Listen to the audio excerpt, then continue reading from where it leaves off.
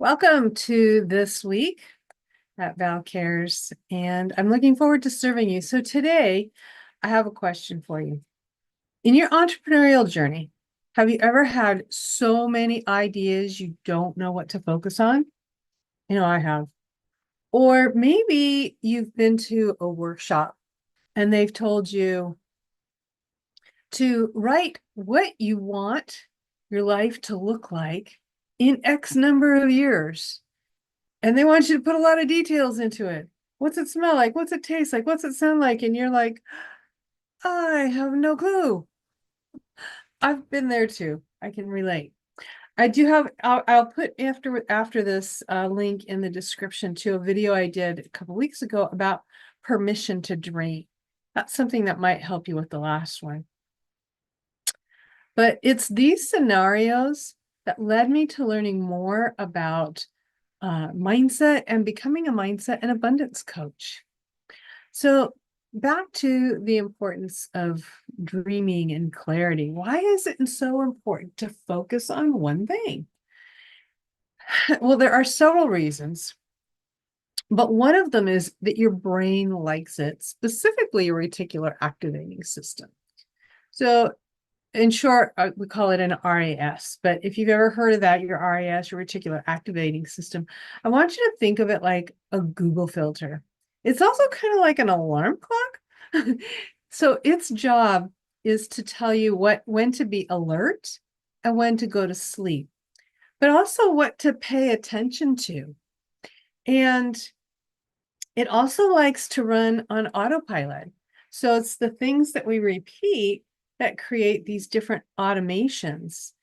And so it's really important to have something for it to focus on, because if it doesn't, there's just like so many things. It doesn't know what to do. So it's not going to do anything at all.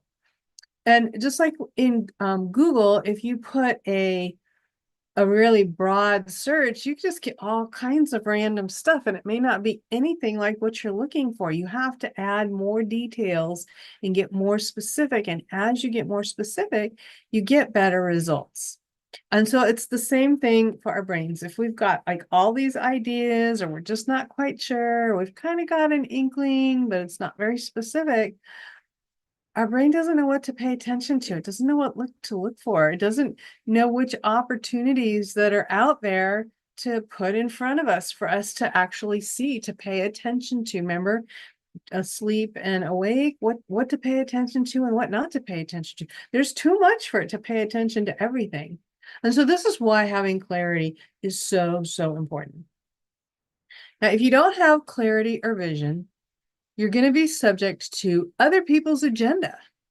You may have low impact in your spheres of influence or low productivity, because again, there's no real motivation going on, no fire underneath you to get things done, or knowing what to get done or what to focus on.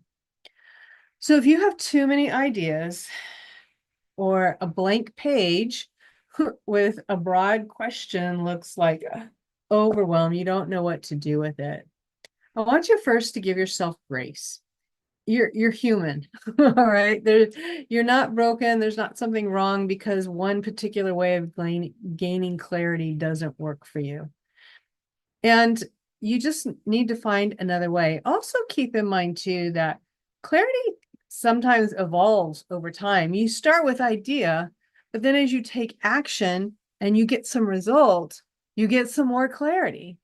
Also, as we move forward with things and time goes and things change, we may have be in a new season of life, in which case our clarity changes, and maybe the whole overall vision doesn't change, but how we accomplish the vision changes.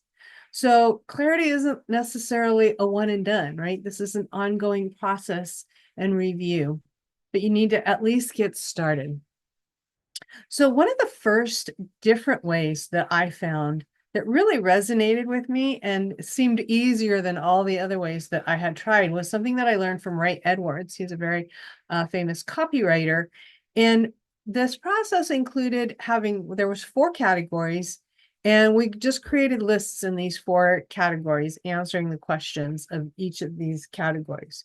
And then after we did that, and you start with coming up with a few, but as time goes on and as you muse on it more, you get more ideas and more ideas and more ideas. So you keep filling it up. And one of the interesting things with that too is as you get more, it's those ideas that come later that are really the more powerful ones and the things that you really want. It's just we're so busy with the day-to-day, we don't think of those things. Anyway, after you make this list, you categorize these. And then from I think 1 to 5, and then you take all the ones and then you narrow those down as well. And there's a smaller number to remember for that. And then that's what you focus on. I remember when I did that, just the act of doing that exercise, I remember checking back later the list of the things that I had found, and I don't recall checking the list many times in between the first time I made it and when I went and checked it again. And it was amazing. I think I had 5 things and 3 of the 5 had happened. I had accomplished them or they'd happened. The opportunities came my way. I saw it because I knew that this is what I wanted to do and I was focusing on that. Another method that I really like that I did recently for the last couple of years is with author and speaker Jon Acuff. Now, this one involves looking at your life that has passed. I think it was like the last 10 or 20 years. And picking out those moments. They could be both big milestone type moments, but they could be everyday moments or weekly moments, those things that happen on a regular basis. They could be big ones or small ones. And again, listing all of those out, and you start out, and then again with this, as you muse on it, and there's some questions that he asks have some prompts to give you ideas of some more things. But as you keep going deeper and deeper on this, you end up with this big long list of things. And then these you categorize again into 4 different categories.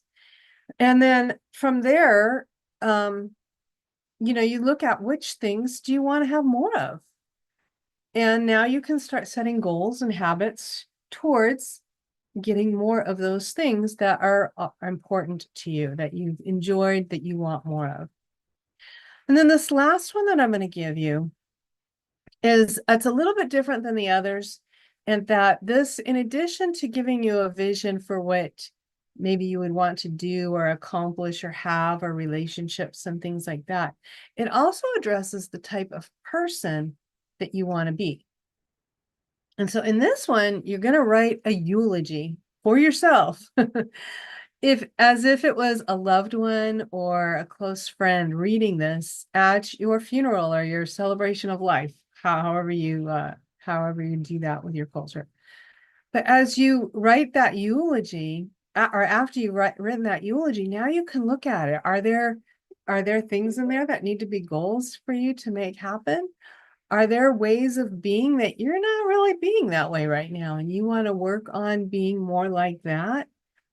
That's another way of being able to do it.